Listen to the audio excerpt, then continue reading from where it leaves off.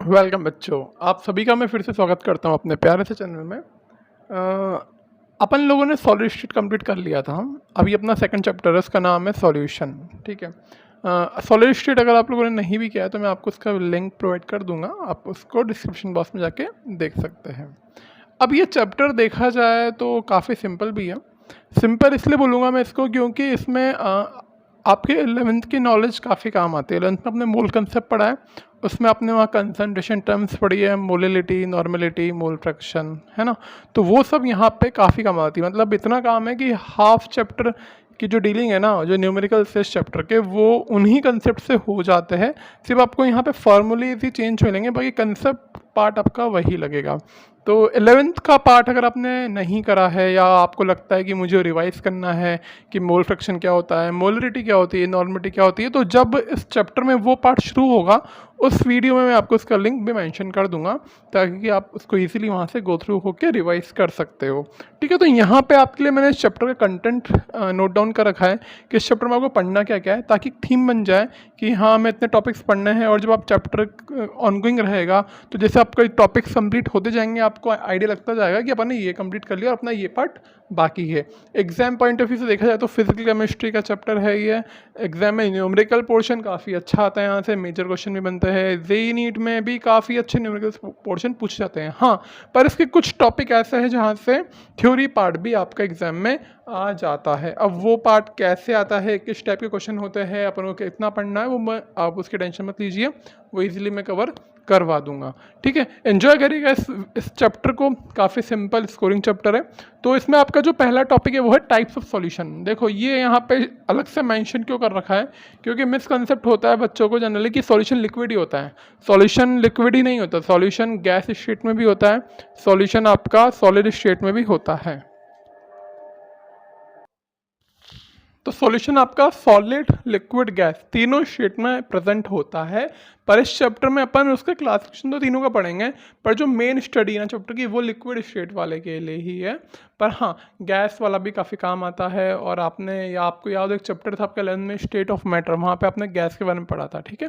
तो ये भी आपके काफ़ी काम का टॉपिक है। Types of solution theoretical portion है, बिल्कुल छोटा सा।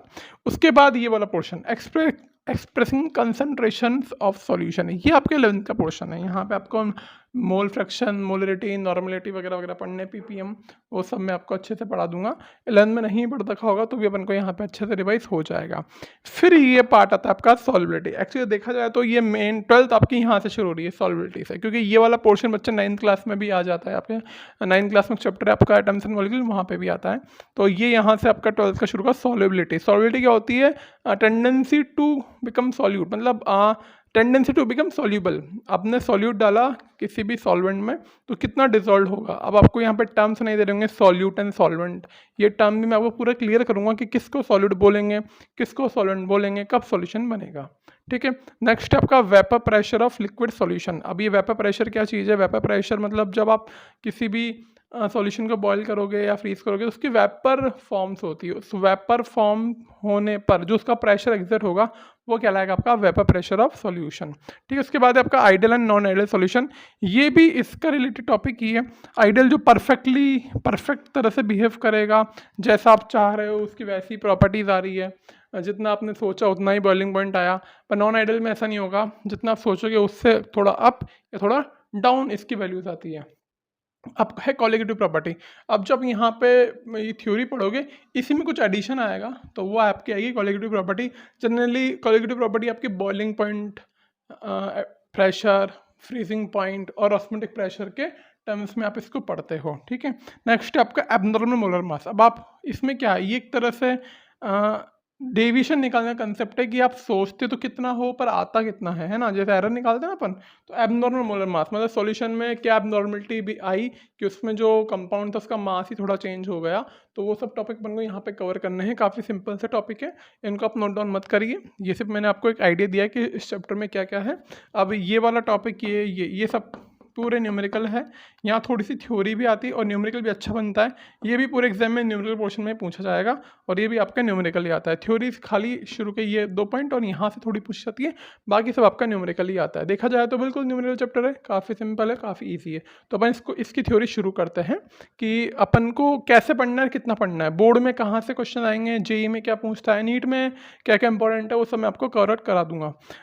एक चीज़ और है, जो 2021 का सेशन था ड्यू टू कोविड, ये वाला पोर्शन उसमें डिलीट हो गया था, है ना। अब अभी जो मैं वीडियो बना रहा हूँ ये 21-22 सेशन को ध्यान रखते हुए बना रहा हूँ, पर अभी कोई नई गाइडलाइन नहीं है कि आने वाले सेशन में क्या सिलेबस रहेगा। ठीक है, आज डेट है अभी मई चल रहा है, तो मे बी ये कुछ पोर्शन इसमें से हट जाए, पर मेरा टारगेट रहेगा पूरा कवर करना। जो पोर्शन हट जाएगा उसको आप नहीं पढ़ना, बाकी जो आएगा उसको आपको पढ़ लेना है। ठीक है, तो शुरू करते हैं अपना नया टॉपिक इस चैप्टर का। सबसे पहले मैं आपको बताता हूँ कि सॉल्यूशन की डेफिनेशन क्या होती है। ठीक है, सॉल्यूशन को डिफाइन कैसे करेंगे। लोग पूरा चैप्टर पढ़ लेते हैं, उनको डेफिनेशन पता नहीं होती। तो लिखिए solution are homogeneous solutions are homogeneous mixture of two or more solution are homogeneous mixture of two or more than two components, two or more than two। ठीक है, two or more than two components, ये आपका होता है solution. कि homogeneous mixture होगा जिसमें 2 या 2 से ज़्यादा कंपोनेंट होंगे। अब इसमें एक वर्ड आ रहा है होमोजीनियस, आई थिंक आप लोगों को इसका मीनिंग पता होगा कि होमोजीनियस क्या होता है, एक जैसा दिखने में। ठीक है, ऐसा नहीं कि आप उसको डिफ्रेंशिएट कर पाए। ऐसा मिक्सचर जैसे सपोज यहाँ मैंने वाटर लिया, वाटर में मैंने क्या डाला, थोड़ा सा सॉल्ट डाला। तो जब सॉल्ट डिजोल्व करोगे तो पूरा एक यूनिफॉर्म कंपोजिशन बनेगा। ऐसा नहीं है कि ऊपर थोड़ा कम सॉल्ट आया, नीचे ज़्यादा सॉल्ट आया। वो जो इसका सॉल्टीनेस है, जो टेस्ट है वाटर का, वो पूरा इक्वल हो जाएगा। आपको सॉल्ट दिखेगा नहीं, पूरा सॉल्यूशन एक जैसा दिखेगा, है ना। तो उसको बोलते हैं होमोजीनियस, है ना। हेट्रोजीनियस में क्या होता है, आप डिफ्रेंशिएट कर पाते हो, चीज़ को सेपरेट कर पाते हो, पर होमोजीनियस में आप सेपरेट नहीं कर पाते। तो सॉल्यूशन वो होगा जो आपका होमोजीनियस मिक्सचर हो, जिसमें 2 या 2 से ज़्यादा कॉम्पोनेंट हो, उसको अपन सॉल्यूशन बोलते हैं। ठीक है, तो ये डेफिनेशन आपकी सिंपल सॉल्यूशन की है। अब सॉल्यूशन में क्या होता है, सॉल्यूशन में 2 टाइप्स, सॉल्यूशन में 2 कंपोनेंट होते हैं। जो मैंने बोला ना 2 और मोर देन 2 कंपोनेंट, तो मैं 2 कंपोनेंट की बात कर रहा हूँ, क्योंकि आपके सिलेबस में बाइनरी सॉल्यूशन ही है। बाइनरी मीन्स 2 कंपोनेंट वाला, है ना। आपके सिलेबस में बाइनरी सॉल्यूशन है, यानी कि 2। तो यहाँ पे एक तो होगा सॉल्यूट और एक होगा आपका सॉल्वेंट। ठीक है, एक होगा सॉल्यूट और एक होगा आपका सॉल्वेंट। अब देखो सॉल्वेंट क्या होता है। सॉल्वेंट जनरली ये डिफाइंड है कि जो एक्सेस में हो, जो ज़्यादा हो। जैसे वाटर सॉल्ट का यहाँ पे सॉल्यूशन बनाया, तो वाटर एक्सेस में, तो वाटर आपका सॉल्वेंट हो जाएगा। तो ये बात भी सही है। तो यहाँ पे आप लिख सकते हो विच इज़ इन एक्सेस, जो आपका एक्सेस में हो, विच इज़ इन एक्सेस। पर इसके साथ साथ मैं एक बात और बोलूँगा, एक्सेस में हो और जो सॉल्यूशन की फिजिकल स्टेट होती है ना, वही आपकी सॉल्वेंट की फिजिकल स्टेट होती है। जैसे सॉल्वेंट आपका लिक्विड है, तो सॉल्यूशन में आपका लिक्विड ही होगा ना। तो जो सॉल्यूशन की फिजिकल स्टेट है वही सॉल्वेंट की फिजिकल स्टेट होगी। जैसे यहाँ पे वाटर आपका सॉल्वेंट है और सॉल्यूशन क्या है, सॉल्ट प्लस वाटर का। तो सॉल्ट प्लस वाटर का जो सॉल्टी वाटर बना, वो भी लिक्विड स्टेट में है और वाटर भी लिक्विड स्टेट में, तो फिजिकल स्टेट दोनों की सेम आ रही है। ठीक है, पर और यहाँ पे सॉल्यूट में ऐसा नहीं होता। सॉल्यूट आपका सॉलिड भी हो सकता है, लिक्विड भी हो सकता है, गैस भी हो सकता है। ठीक है, तो सॉल्यूट के लिए बोल सकते हैं which is in less quantity, है ना। Which is in less quantity, which is in less quantity, ये एनसीईआरटी के अकॉर्डिंग मैं लिखवा रहा हूँ। और फिजिकल स्टेट वाला पॉइंट भी आपका सही होता है कि फिजिकल स्टेट सॉल्वेंट और सॉल्यूशन की सेम होती है। ठीक है, अभी अपन सिर्फ लिक्विड की बात कर रहे हैं, पर ये बिल्कुल भी नहीं है कि सॉल्यूशन में लिक्विड ही आए। सॉल्यूशन में सॉलिड, लिक्विड, गैस, कोई सी भी स्टेट आ सकती है। तो वही टॉपिक अपना है टाइप्स ऑफ सॉल्यूशन पे। तो आप समझ गए होंगे कि solution are homogeneous mixture of 2 और मोर देन 2 कंपोनेंट, 2 या 2 से ज़्यादा कंपोनेंट हो सकते हैं। और सॉल्यूशन आपका 2 कैटेगरी में है, मतलब उसमें 2 कंपोनेंट होते हैं, एक तो होता है सॉल्यूट, एक होता है सॉल्वेंट। ठीक है, बाइनरी सॉल्यूशन उसको बोलेंगे जिसमें 2 कंपोनेंट हो। ठीक है, 2 ही कंपोनेंट हो। आपके सिलेबस में 2 कंपोनेंट वाला ही डिफाइंड है। ट्राइनरी में 3 हो जाएंगे, क्वाटनरी में 4 कंपोनेंट हो जाएंगे। ठीक है, अब ये सॉल्यूट क्या है, जो कम हो, और सॉल्वेंट क्या है, जो ज़्यादा हो। जैसे यहाँ पे एग्जाम्पल लूँ तो यहाँ पे सॉल्ट क्या होगा, सॉल्ट आपका होगा सॉल्यूट। ठीक है, और वाटर क्या होगा, वाटर का होगा सॉल्वेंट। तो ये बिल्कुल सिंपल से पैरामीटर ऑफ फंडे है, ठीक है। अब आपका जो अगला हेडिंग है वो है टाइप्स ऑफ सॉल्यूशन। अब आपको स्क्रीन पर दिख रहा होगा यहाँ पे टाइप्स ऑफ सॉल्यूशन को मैं यहाँ पे नोट डाउन नहीं कर रहा, यहाँ पे आपको पूरा दिख जाएगा कि टाइप्स ऑफ सॉल्यूशन में क्या क्या मेंशन्ड है। यहाँ पे आपको 9 टाइप्स दिख रहे होंगे ना, 2 कैटेगरी दिख रही होगी, एक तो सॉल्यूट की, एक सॉल्वेंट की, और वहाँ पे 9 टाइप्स आपको वहाँ पे दिख रहे होंगे। अब देखो पहली जो कैटेगरी है उसमें सॉल्यूट लिखा है, उसमें कुछ फिजिकल स्टेट लिखी है, सॉलिड लिक्विड गैस, ठीक है, दिख रहा होगा आप लोगों को।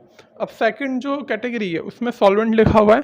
सॉल्वेंट वाली कैटेगरी में क्या लिखा हुआ है देखो, जो पहली कैटेगरी है सॉल्यूट, उसमें गैस, लिक्विड, सॉलिड, और जो सॉल्वेंट है वो पूरे में गैस गैस ही लिया, ठीक है। अब बन गया सॉल्यूट, सॉल्यूशन बन गया। अब इसमें देखो सॉल्यूट तो हमेशा, सॉरी सॉल्वेंट हमेशा गैस में आ रहा है, यानी कि एक बार आपने क्या करा, गैस में गैस को मिक्स करा, ठीक है, तो भी फाइनल स्टेट क्या रहेगी, गैसियस रहेगी। तो क्यों मैंने आपको समझाया था सॉल्वेंट और सॉल्यूशन की स्टेट सेम रहती है, तो इसको बोलेंगे gaseous solution.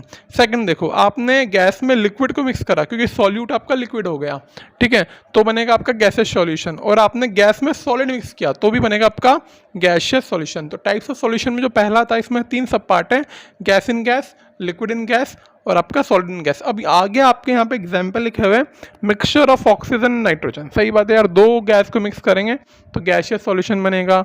Chloroform mix with nitrogen gas. अब यहाँ पे क्लोरोफॉर्म क्या लिक्विड होता है, नाइट्रोजन क्या है गैस है, तो ये भी क्या हो जाएगा आपका gas in liquid in gas solution, ठीक है, गैसियस सॉल्यूशन हो जाएगा। थर्ड आपका कैम्फर इन नाइट्रोजन गैस। अब कैम्फर क्या होता है, सॉलिड होता है। कपूर देखा है आपने, कपूर को आप किसी गैस में मिक्स कर सकते हो इजीली क्योंकि वो सॉलिड है, तो कपूर आपका सब्लिमेट होके गैस में कन्वर्ट होता है तो वो उसमें मिक्स हो जाएगा। तो इस तरह से कैटेगरी यहाँ पे डिफाइंड है। अब बात आती है एग्जाम में क्या हमें लिखना है ऐसा। एग्जाम में आपसे टाइप ऑफ सॉल्यूशन कभी नहीं पूछेगा, वो आपसे एग्जाम्पल पूछेगा कि chloroform mix with nitrogen gas is a which type of solution, तो आपको आंसर देना है it is a gaseous type of solution. उसमें आपका जो क्लोरोफॉर्म है वो लिक्विड स्टेट में और सॉल्यूट की फॉर्म में है, और जो सॉल्वेंट है वो आपका नाइट्रोजन है तो वो सॉल्वेंट की फॉर्म में, ठीक है। तो ऐसे आपको आंसर देना है। इसी तरह से आपका है लिक्विड सॉल्यूशन, तो लिक्विड यहाँ पे एक बार सॉल्वेंट पूरा कॉमनली लिक्विड है, एक बार आपने गैस डिसॉल्व करी लिक्विड में, जैसे कि कोल्ड ड्रिंक का एग्जांपल ले लो, CO2 डिसॉल्व होती है कोल्ड ड्रिंक में। सेकंड देखो liquid in liquid, 2 liquid, ethanol और वाटर का बहुत common example. Third solid in liquid, ग्लूको dissolve किया वाटर में, अभी जो मैंने बोर्ड पे बनाया था सॉल्ट इन वाटर, तो ये भी सॉलिड इन लिक्विड का एग्जांपल है। तो सबसे सिंपल कैटेगरी है ये वाली, कौन सी, लिक्विड सॉल्यूशन की, और यही आपको यहाँ पे पढ़नी है क्योंकि आपके सिलेबस में जनरल इस चैप्टर में लिक्विड के बारे में ही यहाँ पे डिफाइंड है। थर्ड है आपका सॉलिड सॉल्यूशन। अब किसी भी सॉलिड में गैस को डिसॉल्व करना, या किसी भी सॉलिड में लिक्विड डिसॉल्व करना, या किसी सॉलिड में सॉलिड डिसॉल्व करना, तो यहाँ पे सॉल्वेंट तो आपका सॉलिड ही रहेगा, पर जो आपके सॉल्यूट पार्ट है वो गैस, लिक्विड और सॉलिड में चेंज हो रहा है। तो उसके एग्जांपल भी आपके मेंशन्ड है, solution of hydrogen in palladium, amalgam of mercury with sodium, ये बिल्कुल कॉमन एग्जांपल है, आप इजीली इनको याद कर सकते हो। और हाँ, ट्राई करिए कुछ और एग्जांपल भी फ्रेम करने का। अगर आपको प्रॉब्लम आती है कि आप एग्जांपल नहीं फ्रेम कर पा रहे तो मुझसे कमेंट बॉक्स में मेंशन करिए, मैं आपको बता दूंगा, या फिर अपन जब भी मिलेंगे, अपनी सपोज ऑफलाइन क्लासेस भी होती है तो वहाँ पे अपन इन सबको रिवीजन के फॉर्म में डिस्कस भी कर लेंगे, ठीक है। तो काफ़ी सिंपल सा टॉपिक था ये वाला पार्ट, है ना। अब जो आपका जो मैंने अभी इंट्रोडक्शन लिया था इसमें मैंने किया था टाइप ऑफ सॉल्यूशन, तो ये आपका टाइप ऑफ सॉल्यूशन फिनिश हो गया, बस यही आता है इसमें, और कुछ भी पार्ट यहाँ पे नहीं है। अब आपका जो सेकंड था वो था एक्सप्रेसिंग कंसंट्रेशन ऑफ सॉल्यूशन। क्या था, एक्सप्रेसिंग कंसंट्रेशन ऑफ सॉल्यूशन, ये आपका इंपॉर्टेंट पार्ट है, ठीक है। तो मैं यहाँ पे इस टॉपिक की heading expressing concentration of solution ना डाल के मैं यहाँ पे लिख रहा हूँ 2.2 लिख रहा हूँ इसको, ठीक है। कंसंट्रेशन टर्म्स, कंसंट्रेशन टर्म्स मतलब कंसंट्रेशन टर्म्स क्या क्या होती है ना। अब बात आ रही है कि कंसंट्रेशन होती क्या है और इसकी ज़रूरत क्या पड़ती है, ठीक है। अब एग्जांपल समझो, सपोज बिल्कुल बेसिक एग्जांपल ले रहा हूँ, ये ग्लास है या बीकर ले लो, इसमें 1 लीटर वाटर है, इसमें भी 1 लीटर वाटर है, ठीक है। क्या है, 1 लीटर वाटर। अब इसको क्या लेंगे, सॉल्वेंट लेंगे, वेरी गुड। अब इसमें तुमने ऐड करा 5 ग्राम शुगर, इसमें ऐड करा 10 ग्राम ऑफ शुगर। इसका नेचर भी क्या हो गया, स्वीट, इसका नेचर भी क्या हो गया, स्वीट। ये तुम्हारा वाटर था, एक में तुमने 5 ग्राम शुगर ऐड किया, एक में तुमने 10 ग्राम शुगर ऐड किया, ठीक है। तो इसमें आपने इससे ऐड कर दिया। अब कहने के लिए जो नॉर्मल कॉमन पीपल है वो बोलेगा हाँ ये भी मीठा पानी है, ये भी मीठा पानी है, ये कम मीठा, ये ज़्यादा मीठा। क्या आप टेक्निकली या लेबोरेटरी में ऐसे वर्ड यूज़ करोगे ये कम मीठा ज़्यादा मीठा? नहीं ना। आप कभी कोई चीज़ परचेज करते हो तो प्योरिटी देखते हो, कौन कितना प्योर है, ठीक है, या कौन किसकी कंसंट्रेशन ज़्यादा है। आजकल सैनिटाइजर काफ़ी यूज़ होते हैं मार्केट में, तो उसमें इंग्रेडिएंट में लिखा होता है 90% अल्कोहल या 95% इथेनॉल, है ना, तो उसका बता रहा है कि उसमें कितना परसेंट आपका कंपोजिशन इथेनॉल का है, ठीक है। तो यही चीज़ है, यहाँ पे 5 ग्राम शुगर है या 10 ग्राम शुगर है। तो आप ऐसे नहीं बोलोगे कि हाँ ये कम मीठा ज़्यादा मीठा, आपको बताना पड़ेगा कि अगर मैं इसका पार्ट लेता हूँ तो उसमें मुझे 5 ग्राम शुगर मिलेगी 1 लीटर के अंदर, यहाँ पे 10 ग्राम शुगर मिलेगी 1 लीटर के अंदर, है ना। तो ये जो वर्ड बोलूँगा मैंने, मैं 5 ग्राम पर लीटर, 10 ग्राम पर लीटर, ये जो टर्म है ये कंसंट्रेशन टर्म कहलाएगी। अब इनको भी नाम दिया जाएगा, ये वेट बाय वॉल्यूम है, वेट बाय वॉल्यूम, है ना, तो इनको नाम दिया जाएगा। तो इस तरह की टर्म्स काफ़ी सारी होती है। सपोज आपने यहाँ पे शुगर की जगह सपोज आपने यहाँ पे डाल दिया होता है NaOH, ठीक है, NaOH क्या होता है, सोडियम हाइड्रोक्साइड, है ना। NaOH डाला आपने, एक मिनट में चेक कर लूँ आपका फ्रेम आपको विजिबल तो है ना, हाँ थोड़ा रिफ्लेक्शन आ रहा होगा लाइट का, मैं दोबारा लिख देता हूँ। यहाँ पे आपने डाला NaOH, ठीक है, NaOH डाला आपने 4 ग्राम और यहाँ पे डाला आपने 8 ग्राम, ठीक है, 8 ग्राम NaOH। अब मैंने बोला कि कौन ज़्यादा बेसिक है, तो पता लग जाएगा हाँ 8 ग्राम ज़्यादा बेसिक है। पर सपोज मुझे pH वगैरह निकालना होता कि किसका pH कितना है ना, तो मुझे यहाँ पे इसकी मोलरिटी निकालनी पड़ती। क्लास में पढ़ा होगा आपने, तो मैं यहाँ पे मोल निकालूंगा NaOH का 4/40, इसका निकालूंगा मोल 8/40, ठीक है, तो ये मोल आ गया। तो यहाँ पे 0.1 मोल है 1 लीटर के अंदर, यहाँ 8/40 यानी कि आ जाएगा 1/5, 0.2 मोल है 1 लीटर के अंदर। तो आप इस तरह से यहाँ पे चीज़ों को कंपेयर करोगे डेटा के साथ, खाली ऐसे सिर्फ एक क्वांटिटेटिव आपको कंपैरिजन करना है ना, ऐसा नहीं बस क्वालिटी के हिसाब से कम ज़्यादा, ऐसा नहीं बोलना, क्वांटिटेटिव अरेंजमेंट करना है। तो उसके लिए आपको क्वांटिटी निकालनी पड़ेगी, तो वो क्वांटिटीज़ आप कंसंट्रेशन की हेल्प से निकालोगे। समझ गए इसका यूज़ क्या आ रहा है, कंसंट्रेशन का यूज़ क्या आ रहा है, ठीक है। अब आपके NCERT में देखा जाए तो NCERT में जो आपकी पहली कंसंट्रेशन टर्म्स है ना, वो मास परसेंटेज है, ठीक है। तो मैं आपको वही यहाँ पे नोट डाउन करा रहा हूँ। पहली जो आपकी टर्म है कंसंट्रेशन की, वो है मास परसेंटेज, नोट डाउन करिए इसको, मास परसेंटेज, ठीक है। अब ये मास परसेंटेज क्या होता है, इसको मैं लिख देता हूँ। ये होता है mass of solute divide by mass of solution. ये जो पहली टर्म है इसको बोलते हैं मास परसेंटेज, और इसको आप चाहो तो W/W भी बोल सकते हो, ठीक है। W माने वेट और W माने वेट, तो ये ऊपर आएगा W/कैपिटल W, ठीक है। Mass of solute upon mass of solution, ठीक है। इसको परसेंटेज में निकालना है तो इसको 100 से अपन मल्टीप्लाई कर देंगे, ठीक है, क्लियर हुआ। अब इसका एग्जाम्पल मैं अगर आपको दूं तो ये ज़्यादा अच्छे से क्लियर हो जाएगा। सपोज मैं यहाँ पे बात करता हूँ, मैंने 10 ग्राम ग्लूकोज